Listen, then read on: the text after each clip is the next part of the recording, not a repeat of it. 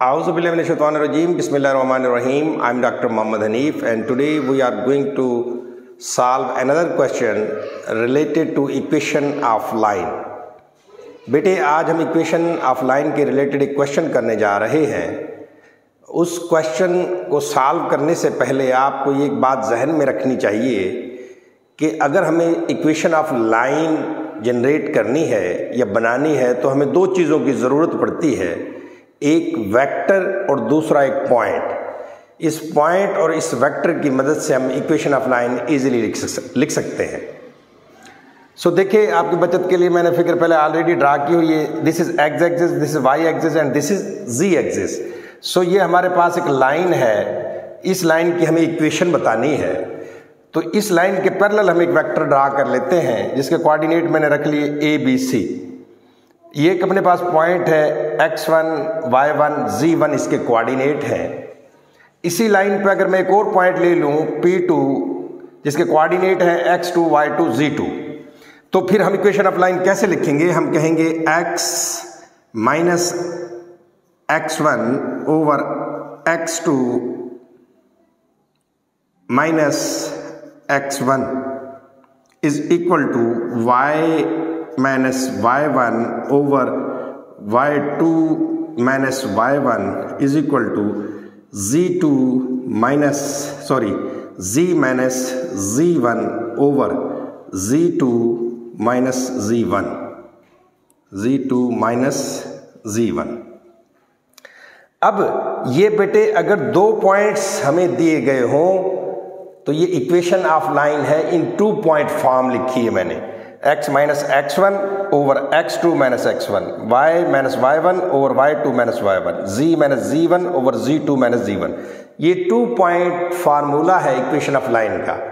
अगर एक पॉइंट दिया हो तो हम क्या लिखते हैं? x माइनस x नॉट, और इधर बेटे वही होगा y माइनस y नॉट, यानी x1 x y1 और z1 की जगह हम क्या लिखेंगे? x नॉट, y नॉट और z नॉट। ये 2 पॉइंट फार्मूला है। अब ये जो नीचे जो होते हैं ना, जो नीचे जो लिखे होते हैं, ये एक्चुअली क्या है? ये बेसिकली इस वेक्टर के कोऑर्डिनेट्स हैं ए बी सी। बेसिकली ये क्या है बेटे? A B C. हमने पिछले लेक्चर्स में इस ए बी सी को क्या लिया था? लैम्डा, म्यू और nu. They are basically direction ratios. ये बेटे क्या है? डायरेक्शन रेशोज हैं। ये ए बी सी भी डायरेक्शन रेशोज हैं। सो जो वेक्टर हम अपनी तरफ से बनाते हैं या वेक्टर दिया गया हो तो उस वेक्टर के जो कोऑर्डिनेट्स होते हैं वो इस इक्वेशन के नीचे लिखे होते हैं जब इसकी हम सिमेट्रिक फॉर्म बना लेते हैं। तो बेसिकली पिछले लेक्चर्स में इसको मैंने कहा था कि ये लैम्डा है, ये लैम्डा, ये बेटे म्यू और ये न्यू। तो इन डायरेक्शन रेशोज की मदद से हम क्या फाइंड कर लेते हैं प्यारे बेटे? डायरेक्शन कोसाइंस फाइंड कर लेते हैं। वो भी आपको बहुत अच्छे तरीके से पता है। L is equal to lambda over lambda square plus mu square plus nu square और स्क्वायर रूट। इसी तरह m निकाल लेंगे, mu over lambda square plus mu square plus nu square. इसी तरह n किसके बराबर आएगा? Nu over lambda square plus mu square plus nu square. तो वहां से हमें बेटे डायरेक्शन कोसाइन भी मिल जाते हैं। तो सो 2 फार्मूले हैं इक्वेशन ऑफ लाइन के। समटाइम इधर L M N लिखा होगा तो इसका मतलब डायरेक्शन कोसाइन दिए होंगे उसने। अगर उसने डायरेक्शन रेशोज दिए हों तो हम इधर लिखते हैं लैम्डा, म्यू और न्यू, या ए बी सी भी लिख सकते हैं। वेक्टर के कोऑर्डिनेट्स जो होते हैं एक्चुअली वही डायरेक्शन रेशोज होते हैं। सो अगर हमें कोई ये वेक्टर ना दिया गया हो, लेट्स सपोज ये वेक्टर ही नहीं दिया गया किसी क्वेश्चन में और हमें 2 पॉइंट दिए गए हैं, हमें 2 पॉइंट दिए गए हैं, तो हम उससे वेक्टर इजीली बना सकते हैं। आपको पता है, हमने पिछले लेक्चर में भी ये डिस्कस किया है, अगर 2 पॉइंट दिए हों तो उनका वेक्टर हम इजीली बना सकते हैं। हम क्या करेंगे? x2 माइनस x1, ये फर्स्ट कोऑर्डिनेट हो जाएगा वेक्टर का, यानी P1 P2 वेक्टर किसके बराबर आएगा? P1 P2 वेक्टर किसके बराबर आएगा? फर्स्ट कोऑर्डिनेट होगा इसका x2 माइनस x1, दूसरा कोऑर्डिनेट होगा y2 माइनस y1 तीसरा कोऑर्डिनेट होगा बेटे z2 माइनस z1। सो ये इस वेक्टर के कोऑर्डिनेट हो गए। तो मतलब हमारे पास ये p1 p2 वेक्टर आ गया जिसके कोऑर्डिनेट ये हैं। और बेसिकली यही क्या है बेटे, डायरेक्शन रेशोज होते हैं। यानी x2 माइनस x1 ये डायरेक्शन रेशो है, लैम्डा है। y2 माइनस 1 ये डायरेक्शन रेशो है, μ2 माइनस μ1। इसी तरह न्यू n निकालें हम तो वो क्या होगा अपना, सॉरी न्यू निकालें तो वो क्या होगा z2 minus z1। I hope you guys understand. So मतलब कहने का है, दो पॉइंट्स दिए गए हों तो वेक्टर हम इजीली बना सकते हैं। एक पॉइंट दिया हो और वेक्टर दिया हो तो उससे भी इक्वेशन लिख सकते हैं। दो पॉइंट दिए हों तो उससे भी हम equation of line easily draw कर सकते हैं या हम जनरेट कर सकते हैं। सो ये क्वेश्चन है बेटे, find equation of line passing through points P1 and P2। Equation of line हमें बतानी है, फाइंड करनी है जो दो पॉइंट से पास कर रही है। अगर दो पॉइंट से इक्वेशन पास कर रही है तो हम 2 पॉइंट फार्मूला यूज करेंगे और वहां से हमें इक्वेशन ऑफ लाइन मिल जाएगी। Find the coordinates of the point, हमें उस पॉइंट के कोऑर्डिनेट बताने हैं जहां where this line cut YZ plane.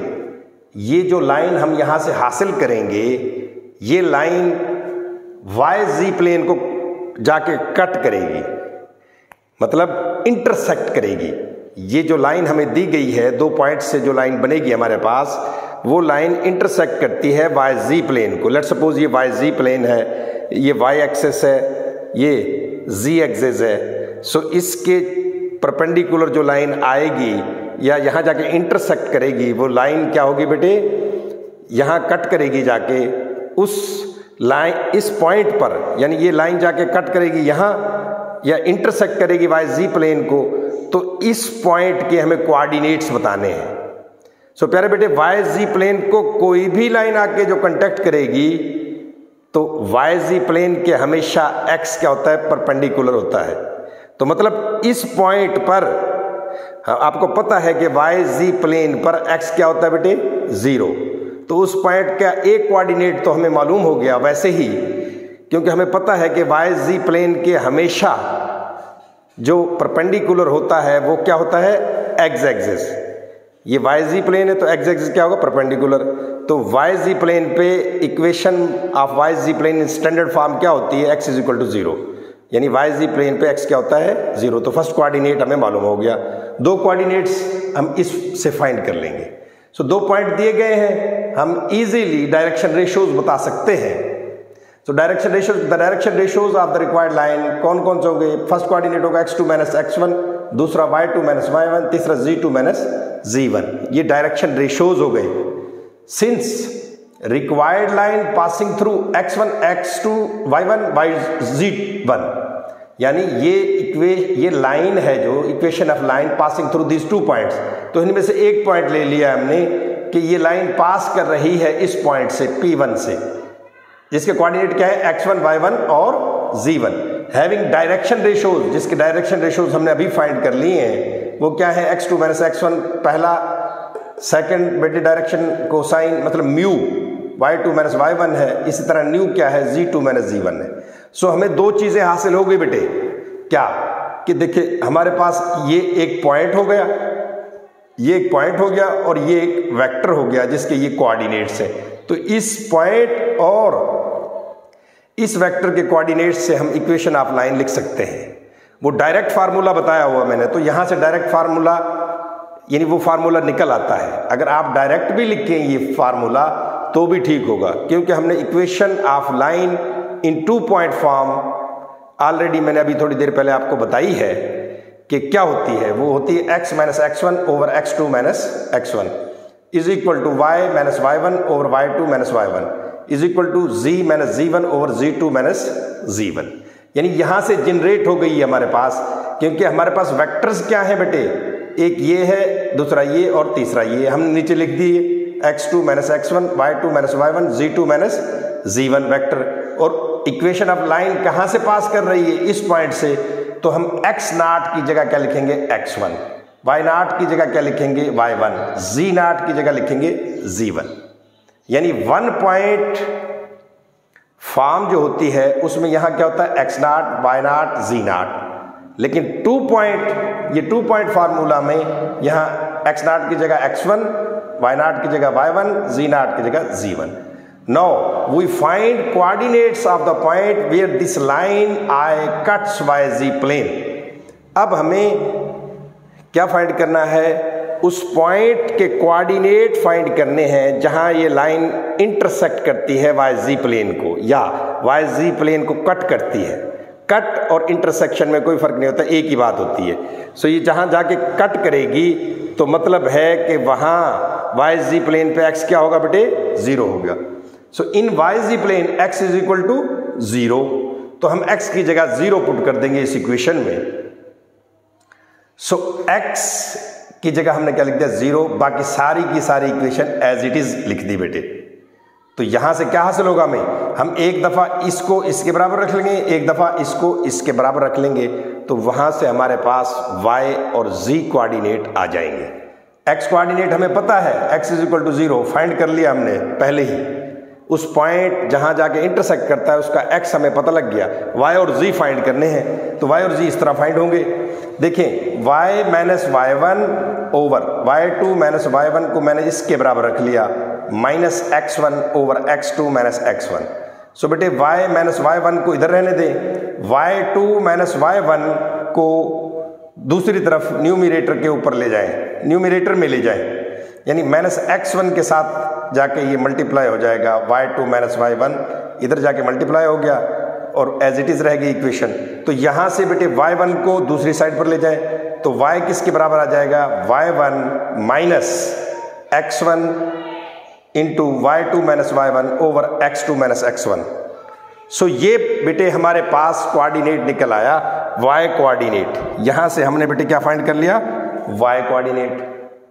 सो अब हमें z कोऑर्डिनेट फाइंड करना है, तो हम क्या करेंगे, इस बेटे z minus z1, z2 minus z1 को बराबर रख लेंगे, minus x1 over x2 minus x1 के बराबर।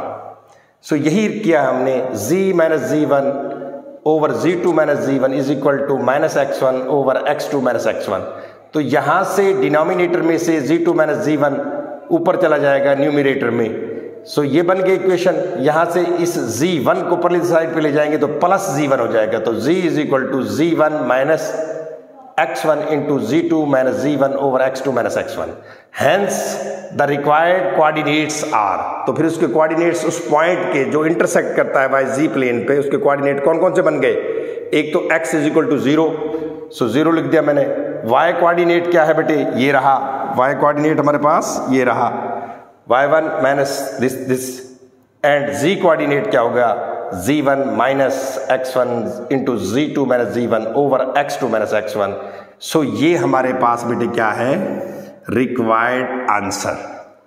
यानी उस पॉइंट के हमने कोऑर्डिनेट्स फाइंड कर लिए जिस पॉइंट पर ये लाइन जाकर इंटरसेक्ट करती है, yz प्लेन को इंटरसेक्ट करती है, इसलिए x कोऑर्डिनेट 0 होगा और बाकी दो कोऑर्डिनेट्स हम उस लाइन से फाइंड कर लेंगे x को 0 पुट करने के बाद। आई होप आपको ये लेक्चर समझ आ गया होगा। अगर आपको समझ आया तो काइंडली लाइक कर दें, कोई टाइम नहीं लगता, जस्ट आपने अंगूठा टच करना है, लाइक कर दें, सब्सक्राइब करें चैनल को और ज़्यादा से ज़्यादा दोस्तों को शेयर किया करें। खुश रहें, शाद रहें, आबाद रहें, मुस्कुराते रहें। अल्लाह हाफिज़।